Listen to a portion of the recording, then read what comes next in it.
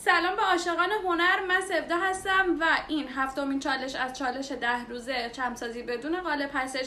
اگه میخوای 6 تا چالش قبلی رو ببینی وارد کانالم شو. قراره با این بطری شم درست کنیم. راستی من یه دوره جامعه شمسازی آماده کردم که بیشتر از 50 تا آیتم داخلش هست، پشتیبانی دائم داره همراه با آپدیت و اگه تا آخر مرداد ما خرید کنی قراره دوره قالب سازی هم بهت هدیه بدم. پس عجله کن بریم درستش کنیم.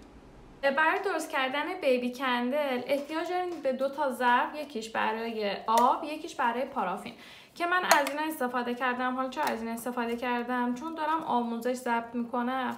اگه یه چیز بزرگتر انتخاب میکردم بعد کلی پارافین ذوب میکردم و حالا اگه بخوام رنگشم کنم بعدا شاید به دردم نخوره اون رنگ. ولی اینا خب یه چیزی هستن که وقتی پارافین بریزم داخلشون با یه مقدار کمی پارافین میتونم تا اینجا پارافین پر از پارافینش کنم که مثلا بیبی کندل با ارتفاع مناسب داشته باشن. احتیاج داریم به فتیله، احتیاج داریم به رنگ، حالا هر رنگی که دوست دارین که بیبی کندلتون اون رنگی باشه، که رنگ مکعبی، رنگ قرصی، رنگ مایع، رنگ پودری، هر کدوم خواستین میتونید استفاده کنید. احتیاج داریم به پارافین. من اینجا از پارافین 3% استفاده میکنم. بهتره شما هم از پارافین 3% یا 1% استفاده کنید.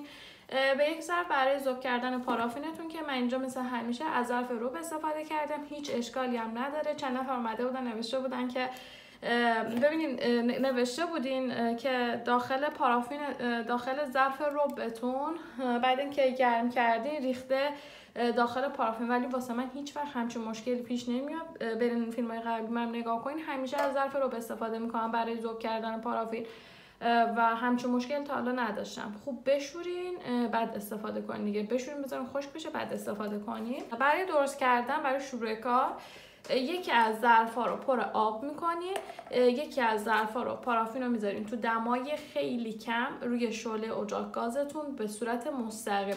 کوچکترین شعله اجاق گاز با دمای خیلی کم میذارین پارافین ذوب بشه. بعد اینکه ذوب شد یکیشو پر از پارافین میکنین، یکیشو پر از آب میکنین. حالا میایم اول فتیله رو آماده میکنیم. فتیله هم که خب بعد یک ارتفاع ظرفتون یکم بالاتر که بتونین دستتون هم راحت بگیرین. حالا بعدا خواستیم برش میزنیم. اینم فتیله من که دیگه آماده است. ذوب میکنیم تو یکی از ظرفا پارافین و تو یکی از ظرفای دیگه آب میریزیم. من پارافین رو توی ظرف دیگه ذوب کردم. میریزیم قشنگ داخل ظرفتون. فتیل مورد نظرتون رو برمیدارین و اینم بگم سایز بیبی کندلاتون دقیقا رابطه مستقیم داره با ظرفی که توش درست میکنین. حالا کسی که داره کلا بیبی کندل کار میکنه هم میتونین قالبای بیبی کندل رو تهیه کنین. اگه میخواین قالبم تهیه نکنین توی ظرفای خیلی بزرگتر پارافین رو ذوب کنین. اگه میخواین ارتفاع شمعتون بلندتر باشه، بیشتر باشه، بعد حالا توی ظرفی که پارافین ذوب میکنین ارتفاع زیاد داشته باشه که اینو بتونین راحت داخل پارافین بکنینش و قشنگ میذارین از دما بیفته دیگه. اینجوری اصلا نمیتونین کار کنین، کامل از دما میفته و شروع میکنین به کار کردن.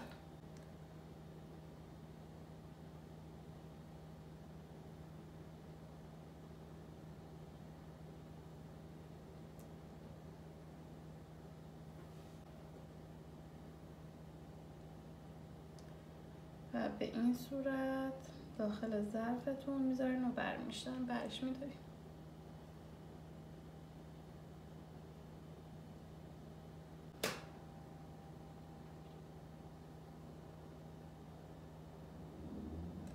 حالا تا اون قطری که میخواین همین کار رو ادامه میدین.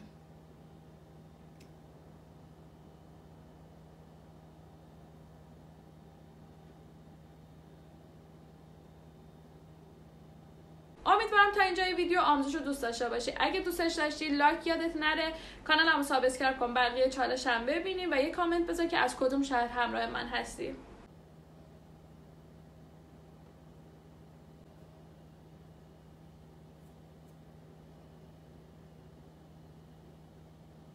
خب اینم بچه‌ها بیبی کندل ما، ببینید چقدر آسون درست شد و خیلی هم خوشگله. حالا فتیلش رو بعد کوتاه کنین و بذارین که یک کم خودش رو بگیره، چون الان داغه، من دارم تکون میدم، تکون میخوره و احتمال داره که بشکنه.